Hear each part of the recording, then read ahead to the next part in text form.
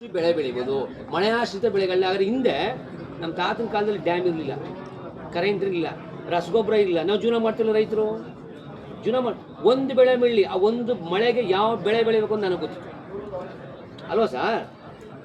ಆ ಥರ ಯೋಚನೆ ಮಾಡಿ ತಜ್ಞರನ್ನ ಕರೆದು ರೈತರನ್ನ ಕರೆದು ಏನು ಮಾಡಬೇಕು, ಬೆಳೆ ಬೆಳಿ, ಅದಕ್ಕೆ ಪರ್ಯಾಯ ಏನು? ದನ ಕರುಗಳು ಏನು ತಿಂದವು? ನೀವೆಲ್ಲ ನಮ್ಗೆ ಒಂದು ಅಕ್ಕಿ ತಗೊಂಡು ಉಂಡ್ಕೊಂಡ್ರೆ ನಂಗೆ ಅವಕ್ಕೆ ಮೇವು ನೀರು ಯಾರು ಕೊಡ್ತಾರೆ? ಅವಕ್ಕೆ ಮೇವಿಲ್ಲಿದೆ. ಅವಕ್ಕೆ ಹಾಗಾದ್ರೆ ಸಾಯಿಸ್ಬಿಡೋದು ಅವನ್ನೆಲ್ಲವ. ನಾವು ಬೆಳೆ ಬೆಳೀತಾರೆ, ಆ ಹಸುಗಳೆಲ್ಲ ಸುತ್ತೋಗದ. ಅದಕ್ಕೆ ಏನು ಮಾಡಬೇಕು ನಾವು ಮಾಡಬೇಕು. ನೀವು ಬರೀ ಬಿಡದಿ ಇನ್ನೆಲ್ಲೋ ಜಮೀನು ದೋಚ್ಗಳ ಭಾರಿ ರಾಜಾರೋಷವಾಗಿ ಮಾತಾಡ್ತಿದ್ದಾರೆ. ಈ ವಿಷಯದಲ್ಲಿ ಮಳೆ ಬಂದಿಲ್ಲ. ಮಳೆ ಬರೋಕ್ಕೆ ಯಾಕೆ ಮಳೆ ಬಂದಿಲ್ಲ? ನೀವು ಟೌನ್ಶಿಪ್ ಮಾಡ್ತಿದ್ದಕ್ಕೆ. ಬೆಂಗಳೂರು ಕುಡಿಯೋ ನೀರಲ್ಲಿ ಮಳೆ ಬರೆದೋದ್ರೆ ಯಾಕೆ ಮಳೆ ಬರ್ತಾ ಇಲ್ಲ? ಯಾಕೆ? ಇವೆಲ್ಲನೂ ಈ ಟೌನ್ಶಿಪ್ಗಳು ನಿಮ್ಮ ಈ ಭೂದಾಹಗಳಿದೆಲ್ಲ, ಈ ಕಾರ್ಪೊರೇಟ್ ಎಂಜಲ್ ಕಾಸು ತಿಂತಿದ್ದಾರಲ್ಲ, ಅದಕ್ಕೆ ಮಳೆ ಬರ್ತಾ ಇಲ್ಲ.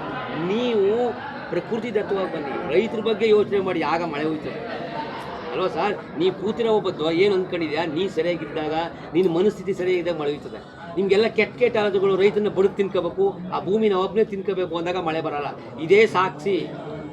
ಮಳೆ ಹುಯ್ಬೋದು, ನಿಮ್ಮ ಬದಲಾವಣೆಗಳನ್ನು ಚೇಂಜ್ ಮಾಡ್ಕೊಳ್ಳಿ.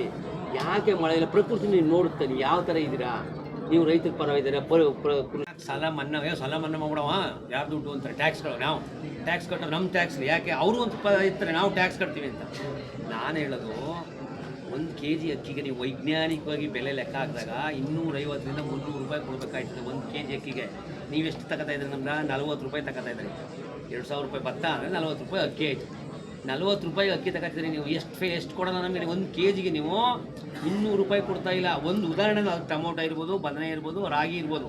ನೀವು ಕೊಡ್ತಾ ಇರೋದೇ ನಮಗೆ ಮೋಸ. ನಾವೇನು ನಿಮಗೆ ಬಿಗ್ಗೆ ನಮ್ಗೆ ಅನ್ಯಾಯ ಮಾಡಿದರೆ, ಮೋಸ ಮಾಡಿದರೆ, ಅದು ಪಾಪ ಏನು? ನಮ್ಮ ಹೇಳೋಕ್ಕೋಸ್ಕರ ಸಾಲ ಮನ್ನಾ ಮಾಡಿ ಅಂತ ಹೇಳಿದರೆ ಮನಮೋಹನ್ ಸಿಂಗು. ನಿಮ್ಮ ಋಣ ನಮ್ಮ ಮೇಲಿದೆ, ನಾವೆಲ್ಲ ಮೋಸ ಮಾಡಿದ್ದೀವಿ, ಪ್ರಕೃತಿ ಮೋಸ ಮಾಡಿದೆ, ನಿಮಗೆ ಬೆಳೆಯಲ್ಲಿ ಮೋಸ ಆಗಿದೆ, ಮಾರ್ಕೆಟಲ್ಲಿ ಮೋಸ ಆಗಿದೆ, ಹಾಗಾಗಿ ನಿಮ್ಮ ಸಾಲವನ್ನು ಮನ್ನಾ ಮಾಡ್ತೀವಿ ಅಂತ ಒಂದು ಲೆಟ್ರ್ ಬರ್ತಾರೆ 2023 ಎಷ್ಟು. ಹಾಗಾಗಿ ನಾವು ಅವ್ರನ್ನ ಬಿಗ್ ಮಾಡಲ್ಲ. ಇದು ಮಾನವೀಯ ಧರ್ಮ. ರೈತ ಸಾಲ ಮನ್ನಾ ಮಾಡೋದು. ಯಾಕೆ ರೈತ ಸಾಲ ಮನ್ನಾ ಮಾಡ್ಕೊಂಡು ಯೋಚನೆ ಮಾಡಿ ಮನ್ನಾ ಮಾಡಿ. ಆಗ ನೆಕ್ಸ್ಟು ಒಂದು ಒಳ್ಳೆ ಕೆಲಸ ಮತ್ತು ಬಿತ್ತನೆ ಬೀಜಗಳು ಇವೆಲ್ಲ ಕೂತು ಮಾಡ್ತಾರೆ. ನಮ್ಮದು ಆ ಕೆಲಸ ಇಲ್ಲ.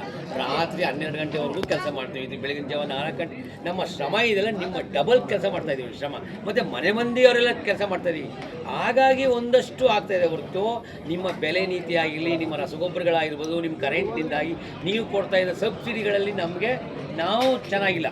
ನಮ್ಮ ದುಡಿಮೆಯಿಂದ ಭೂತಾಯಿಯ ಒಂದು ನಮ್ಮ ಏನು ಶ್ರಮ ಆಗ್ತದೆ, ಆ ಬೆವ್ರನ್ನ ಸುರಿಸ್ತಾ ಇದ್ದೀವಲ್ಲ, ಅದರಿಂದ ಒಂದು ಸ್ವಲ್ಪ ತಕ್ಕ ಮಟ್ಟಿಗಿದ್ದೀವಿ ಹೊರತು ನಿಮ್ಮ ಪುಡುಗಾಸು ಕೊಡ್ತಿರಲಿಲ್ಲ. ಯಾರು ನಮ್ಮ ಹೆಸರಲ್ಲಿ ಈಗ ಮಲ್ಚಿಂಗ್ ಸೀಟು ಅಂತೀರಾ, ಯಾವನಿಗೂ ಕೊಡ್ತೀರಾ, ಸೀಡ್ಸ್ ಕಂಪ್ನಿಯನ್ನು ಕೊಡ್ತೀರಾ, ರಾಸಾಯನಿಕ ಗೊಬ್ಬರ ಉತ್ಪತ್ತಿಯನ್ನು ಮಾಡೋಕ್ಕೆ ಕೊಡ್ತೀರಾ. ನನಗಂತ ನೀವೇನು ಕೊಡಲ್ಲ. ಇವನ್ ಬ್ಯಾಂಕ್ ಸಾಲನೂ ನಮ್ಮನ್ನು ಕೊಡಲ್ಲ. ಈ ದೇಶಕ್ಕೆ 140 ಕೋಟಿ ಅನ್ನ ಹಾಕಲಿ ಅಂತ ನೀವು ಬ್ಯಾಂಕ್ ಸಾಲ ಕೊಡೋದು, ನನ್ನ ಬದುಕಲಿ ಅಂತ ಬ್ಯಾಂಕ್ ಸಾಲ ಕೊಡೋಲ್ಲ. ಹಾಗಾಗಿ ರೈತರಿಗೆ ನೀವು ಕೂಡ ಇದರಲ್ಲಿ ನಾವೇನೂ ಇಲ್ಲ. ಆಗ ರೈತ ಕಷ್ಟಪಡ್ತಾ ಇದ್ದರೆ ಒಂದು ಕಡೆ ಒಂದು ಬರ್ತದೆ, ನನ್ನ ದುಡ್ಡೆಲ್ಲ ಉಂಟಾಯ್ತಲ್ಲ ಅಂತ. ಅದೇ ರೀತಿ ನಾವು ಆರೋಗ್ಯ ಹದಗೆಡಿಸ್ತಾನೆ, ದುಡ್ಡೆಲ್ಲ ಆಸ್ಪತ್ರೆಗೆ ನಾವು ನೋಡಿ ಏನೂ ಉಳಿಯಲ್ಲ. ಯಾಕಂದ್ರೆ ಇವತ್ತು ನಾವು ದೇವನಹಳ್ಳಿ ಅಲ್ಲೆಲ್ಲ ಜಮೀನು ಯಾರ್ಯಾರು ಕೊಟ್ಟಿದ್ದಾರೆ ಅದನ್ನು ನೋಡಿ. ಇವತ್ತು ಅವರೆಲ್ಲ ಕಕ್ಕ ಸುಣ್ಕೊಳಕ್ಕೆ ಹೋಗ್ತಾ ಇದ್ದಾರೆ, ಅಲ್ಲಿ ಏನು ಸೆಕ್ಯೂರಿಟಿ ಗಾರ್ಡ್ಗಳಾಗಿ ಹೋಗ್ತಿದ್ದಾರೆ. ಇವತ್ತು ಅವ್ರ ಸ್ಥಿತಿ ನೋಡಿದಾಗ ಯಾಕಪ್ಪ ನಾನು ಜಮೀನು ಕೊಟ್ಟೆ ಅನ್ನೋ ಮಾತು ಮಾಡ್ತೀವಿ. ಈ 1 ಎಕರೆ ಇದ್ದರೆ ನಾವು ಆರಾಮಾಗಿ ಊಟ ಮಾಡ್ಕೊಂಡು ನಾವು ನೆಮ್ಮದಿಯಾಗಿ ಬದುಕೋಂಥ ಒಂದು ಸ್ಥಿತಿ ಅದು ಭೂಮಿಲಿ. ಜೊತೆಗೆ ಆ ಭೂಮಿ ಏನು 9,500 ಎಕರೆ ಇದೆ, ಅಲ್ಲಿ ಎಷ್ಟು ಜನಕ್ಕೆ ಕೆಲಸ, ನೀವೆಷ್ಟು ಜನಕ್ಕೆ ಕೆಲಸ ಕೊಡ್ರಿ? ನೀವೆಷ್ಟು ಜನ ಅಂತರ ಉದ್ಯೋಗ ಸಾಧ್ಯನೇ ಇಲ್ಲ. ವ್ಯವಸಾಯ ಕೊಡೋಷ್ಟು, ಕೃಷಿ ಕೊಡೋಷ್ಟು ಉದ್ಯೋಗನ ಯಾವುದೂ ಕೊಡಲ್ಲ. ಮತ್ತು ಆ ಉದ್ಯೋಗದಲ್ಲಿ ಪರಿಸರ ಪೂರ್ವಕವಾಗಿರ್ತದೆ, ಆರೋಗ್ಯವಿರ್ತದೆ, ಎಲ್ಲವೂ ಇರ್ತದೆ. ನೀವೆಲ್ಲ ಜಮೀನು ಕೊಟ್ಟರೆ ಹಾಸ್ಪಿಟ್ಲ್ಗೋ ಇನ್ನೆಲ್ಗೋ ದುಡ್ಡು ಬೇರೆ ಬೇರೆ ಕಡೆ ಹರಿದೋಗುತ್ತೆ. ಆ ಕೃಷಿ ಅನ್ನೋದ್ರಲ್ಲಿ ನಿಮಗೆ ಹೊರಗಡೆ ಹೋಗಲ್ಲ ದುಡ್ಡು, ಅಲ್ಲೇ ಇರ್ತದೆ ದುಡ್ಡು. ಹಾಗಾಗಿ ಶಿವಕುಮಾರ್ ಅವ್ರಿಗೆ ಇಷ್ಟಪಡ್ತಾ ಇದ್ದೀವಿ. ಹಾಗಾಗಿ ರೈತರು ನಾವು ಹೇಳ್ತೀವಿ, ಯಾವುದೇ ಕಾರಣಕ್ಕೂ ಜಮೀನನ್ನ ಮಾರಬೇಡಿ, ಜಮೀನನ್ನ ಉಳಿಸ್ಕೊಳ್ಳಿ. ನಿಜ ಕಷ್ಟ ಇರ್ತದೆ, ಕಷ್ಟ ಇಲ್ಲ ಅಂತಲ್ಲ. ಇವತ್ತು ದೊಡ್ಡ ಸವಾಲು ನಮಗೆ ಕೋಟಿ ಇರ್ತಾ ಇದೆ ಜಮೀನು, ಯಾವುದಕ್ಕೂ ಇರ್ತಾ ಇಲ್ಲ. ಅದರ ಆಸೆ ಇವರು ತಲೆ ಕೆಡಿಸ್ತಾ ಇದ್ದಾರೆ. ಹಾಗಾಗಿ ನಾವು ರೈತರಿಗೆ ಹೇಳ್ತಾ ಇದ್ದೀವಿ, ನೀವು ಯಾವುದೇ ಕಾರಣಕ್ಕೂ ಜಮೀನು ಕೊಡಬೇಡಿ. ನಮ್ಮ ರೈತ ಸಂಘಕ್ಕೆ ರೈತರಿಗೆ ದೊಡ್ಡ ಸವಾಲಾಗಿರೋದು ಇವತ್ತು ಭೂಮಿ ಉಳಿಸ್ಕೊಳ್ಳೋದು ಬಹಳ ಕಷ್ಟ. ನೀವು ಹೇಳಿದ್ರಲ್ಲ, ಈ ಥರ ಮತ್ತೆ ಸೃಷ್ಟಿ ಮಾಡ್ತಾರೆ. ಹಾಗಾಗಿ ನಾವು ರೈತರಿಗೆ ನಿಮ್ಮ ಮುಖಾಂತರ ಹೇಳ್ತಾ ಇದ್ದೀವಿ, ಯಾವುದೇ ಕಾರಣಕ್ಕೂ 1 ಇಂಚು ಅಲ್ಲೂ ರೈತರೇ ಇಲ್ಲ. ಅದೇನು ಇವ್ರು ಕಲ್ಲಂಗಡಿ ಬೆಳೆದ್ಬಿಟ್ರೆ ಅದೆಷ್ಟೋ ಕೋಟಿ ಬಂದ್ಬಿಡ್ತದೆ, ನಾವು ಬೆಳೆದ್ರೆ ಬರಲ್ವಾ? ಯಾಕೆ ನಮಗೆ ಬರಲ್ಲ ಅದು? ಇವರು ಟ್ಯಾಕ್ಸು ಇವರೆಲ್ಲ ಮೇಲೆ ಕಪ್ಪು ಹಣನ ವೈಟ್ ಮಾಡೋಕ್ಕೋಸ್ಕರ ಜೊತೆಗೆ ಏನು ಕಾರ್ಪೊರೇಟ್ರ್ ಎಂಜಲ್ ಕಾಸು ಕೊಡ್ತಾರಲ್ಲ, ಇವತ್ತು ಏನು ಬಿಡದಿ ಇದೆ, ಇಲ್ಲಿ ಎಲ್ಲ ಲೀಡರ್ಗಳದ್ದು ಏನೇನು ಅದಕ್ಕೆ ಅವ್ರು ಸಿ ಎಮ್ ಆಗಿರೋದು, ಅಲ್ಲಿ ನಿಮ್ಗೆ ಇಷ್ಟು ಕೊಡ್ತೀವಿ, ಇಷ್ಟು ಜಾಗ ಕೊಡ್ತೀನಿ ಅಂತ, ಅಲ್ಲಿ ಇವರೆಲ್ಲ ಪಾಲಿದೆ. ಅದಕ್ಕಾಗೆ ನನಗೆ ಹೊಡಿತಾರೆ, ಬೈದರೆ ಬೈಸ್ಕತ್ತೀನಿ ಅಂತ ಈ ಥರ ಮಾತುಗಳನ್ನ ಹೇಳಿ ಭೂಮಿ ಕಿತ್ಕೊತಾರೆ. ಹೀಗಾಗಿ ಡಿ ಕೆ ಶಿವಕುಮಾರ್ ಎಷ್ಟು ಇಡೀ ನಮ್ಮ ದೇಶದಲ್ಲಿ ಮೊದಲನೇ ಶ್ರೀಮಂತ ಮುಖ್ಯಮಂತ್ರಿ, ಯಾತಕ್ಕೆ ಅವ್ರಿಗೆ ದಾಹ? ನೀವು ಕೆಲವೇ ಎಂಜಲ್ ಕಾಸಿಗೆ ನೀವು ಕೈ ಒಡ್ಡಿ ಲಕ್ಷಾಂತರ ರೈತರನ್ನ ಏನು ಮಾಡ್ತೀರಾ? ಆ ವೈವಿಧ್ಯತೆ ತಂದ್ಕೊಡೋಕ್ಕಾಗುತ್ತಾ? ಪಾರ್ಕ್ಗಳು ಮಾಡಿದ್ರೆ, ನೀವು ಟೌನ್ಶಿಪ್ ಮಾಡಿದ್ರೆ, ಅದೆಲ್ಲಿ ಇವತ್ತು ಗಾಡಿ ಡೆಲ್ಲಿ ದುಡ್ಡು ಕೊಟ್ಬಿಟ್ಟು ಗಾಡಿ ಕುಡಿತಾರೆ, ಒಂದು ಲೀಟ್ರಿಗೆ 350 ರೂಪಾಯಿ ಗಾಡಿ. ನಾಳೆ ಬೆಂಗಳೂರು ಬರಲ್ವಾ? ನಾಳೆ ಮೈಸೂರಿಗೆ ಬರಲ್ವಾ? ಬಿಡದಿಗೆ ಬರಲ್ವಾ? ಏನು ಮಾಡಬೇಕು ಅಂತ ನೀವು ಏನು ಮಾಡೋಕೆ ಹೊರಟಿದ್ದೀರಾ? ನೀವು ಮುಂದೆ ಏನಾಗ್ತದೆ ಅಂತ ಗೊತ್ತಾ ನಿಮಗೆ? ರೈತರ ಶಾಪ ಸುಲಭ ಅಲ್ಲ. ಬೇರೆಯವ್ರಿಗೆ ಕೊಟ್ಟರೆ ಆಗ ಜನ ಕೈ ಒಡ್ಬೇಕಾಯ್ತ. 1 kg 500 ರೂಪಾಯಿ ಆದರೂ ಕೊಡ್ಬೇಕಾಯ್ತು. ರೈತ ಇರಲ್ಲ ಅಲ್ಲಿ ಚೌಕಾಸಿ ಆಡೋಕ್ಕೆ. ನಾವು 1 kg ಅಕ್ಕಿಗೆ 5 ರೂಪಾಯಿ ಕೊಡ್ಬೇಕಂದ್ರೆ ಕೊಡ್ಬೇಕಾಯ್ತು, ಭಿಕ್ಷೆ ಬೇಡ ತಂದು ಕೊಡ್ಬೇಕಾಯ್ತು. ಹಾಗಾಗಿ ಇವರು ಅವರ ಎಂಜಿನ ಕಾಸಿಗೆ ಕೈಗೊಡ್ಡಿ ಇವ್ರು ಸಂಪಾದನೆ, ಕೆಲವೇ ಜನ ಸಂಪಾದನೆ ದುಡ್ಡುಗೋಸ್ಕರ ಲಕ್ಷಾಂತರ ಜನ ಮಾಡ್ತಾರೆ. ಹಾಗಾಗಿ ನಾವು ಇಂಥ ಶಿವಕುಮಾರ ನಾವು ಬೇಕಾದಷ್ಟು ನೋಡ್ಕೊಂಡು ಹೋರಾಟದಲ್ಲಿ ಇವ್ರು ಏನು ಇದು ನಮ್ಗೆ ಗೊತ್ತು, ಯಾವ ಥರ ಕೆಡಿಬೇಕು, ಎಲ್ಲಿ ಆಟ ಹಾಕ್ಬೇಕು ಅಂದರೆ ನಮ್ಗೆ ಚೆನ್ನಾಗಿ ಗೊತ್ತಿದೆ. ರೈತರ ಕೆಣಕದ ಪಕ್ಷಗಳು ಒಂದೂ ಉಳಿದಿಲ್ಲ.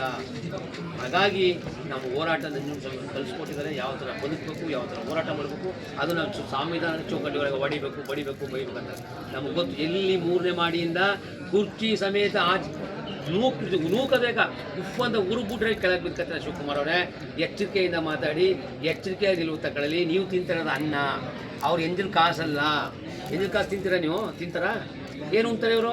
ಅನ್ನನೇ ಉಣ್ಬೇಕು. ಏನು ಅನ್ನ ಇಲ್ಲ ಬೇರೆ ತಿನ್ನ ಅವ್ರು ಕೊಟ್ಟರೆ ಎಂಜಿನ. ಕಡೆಯದಾಗಿ ಜಮೀನು ಮಾರಾಟ ರೈತರುಗಳಿಗೆ ರೈತರನ್ನ ದರ್ಪತೋರ್ಸೋದು ರಾಜಕಾರಣಿಗಾರರು ಬಂಡಾಯಗಾರರು ಏನು ಗಡುವು ಕೊಡ್ತೀರಾ ಸರ್? ರೈತರಿಗೆ ಅವ್ರದ್ದು ಜಮೀನು, ಅದು ನಾನು ಕೊಡಬೇಡಿ ಅನ್ನೋಕ್ಕಾಗಲ್ಲ, ಅದು ಕೊಡಬೇಡಿ. ನಿಮ್ಗೆ ಯಾವುದೇ ಸಾಲ ಇದ್ದರೆ ನಾವಿದ್ದೀವಿ. ನೀವು ಸಾಲ ತಗೊಂಡಿರೋದು ನಿಮ್ಮ ಮನೆಗೆ, ನೀವು ಈ ದೇಶಕ್ಕೆ ಅನ್ನ ಹಾಕಿದ್ದೀರಾ, ಅಲ್ಲಿ ಫೇಲ್ ಆಗಿದ್ವಿ ನಾವು, ಮಾರ್ಕೆಟಲ್ಲಿ ಫೇಲ್ ಆಗಿದ್ದೀವಿ, ಪ್ರಕೃತಿ ವಿಕೋಪದಲ್ಲಿ ಫೇಲ್ ಆಗಿದ್ದೀವಿ. ಹಾಗಾಗಿ ಸಾಲ ಅದು ಜವಾಬ್ದಾರಿ ನಾವು ಸಾಲಗಾರ ಸರ್ಕಾರವೇ ಬಾಕಿದಾರ ಅಂತ ಹೇಳಿದೆ. ಆ ಸ್ಲೋಗನ್ನ ಇಟ್ಕೊಂಡು ನಾವು ಸರ್ಕಾರನ ಕೇಳೋಣ, ಯಾವುದೇ ಕಾರಣಕ್ಕೂ ಎಷ್ಟೇ ಸಾಲ ಇರಲಿ ಜಮೀನು ಕೊಡಬೇಡಿ. ಒಂದು ರಿಕ್ವೆಸ್ಟ್ ಮಾಡ್ಕೊತಾ ಇದ್ದೀನಿ, ಮಾರಲೇಬೇಕು ಅಂತ ಪರಿಸ್ಥಿತಿಯಾಗ ನೀವು 1 ಎಕರೆನ 10 ಗುಂಟೆ 20 ಗುಂಟೆ ಮಾರ್ಕೊಳ್ಳಿ, ಎಲ್ಲರನ್ನೂ ನೀವು ಕರೀರಿ. ಜೊತೆಗೆ ಇವ್ರು ಇದಾರಲ್ಲ, ಈ ಏನು ನಮ್ಮ ಜನಪ್ರತಿನಿಧಿಗಳು, ಅವ್ರಿಗೆ ಹೇಳ್ತಾ ಇದ್ದೀವಿ, ನೀವು ಏನೇನು ಭೂಮಿ ಕಿತ್ಕೊಂಡ್ರೆ ನಿಮ್ಮನ್ನ ಕಿತ್ಕೊತೀವಿ ಅಂದರೆ ನಿಮ್ಗೆ ಎಲೆಕ್ಷನ್ ಇಲ್ಲ, ನೀವು ನೆಕ್ಸ್ಟ್ ಊರಿಗೆ ಬರಬಾರ್ದು. ನೀವು ಏನು ಓಟ್ ಕೇಳೋಕೆ ಗೊತ್ತಿಲ್ಲ, ನೀವು ಬಂದೇ ಗೊತ್ತಿಲ್ಲ, ನಮ್ಮದು ಬರಲೇಬೇಕು. ನೀವು ಅಧಿಕಾರ ಪೊಲೀಸ್ ಇರ್ಬೋದು, ಎಷ್ಟು ಜನ ಪೊಲೀಸ್ ಇದ್ದರು, ಎಷ್ಟು ಜೈಲಿದ್ದಾವೆ. ನಾನು ಜೈಲಿಗೆಲ್ಲ ಹೋಗಿದ್ದು ಬಂದರೆ ನೀರು ಕೊಡೋಕ್ಕಾಗಲ್ಲ ಇವ್ರ ಯೋಗ್ಯತೆಗೆ.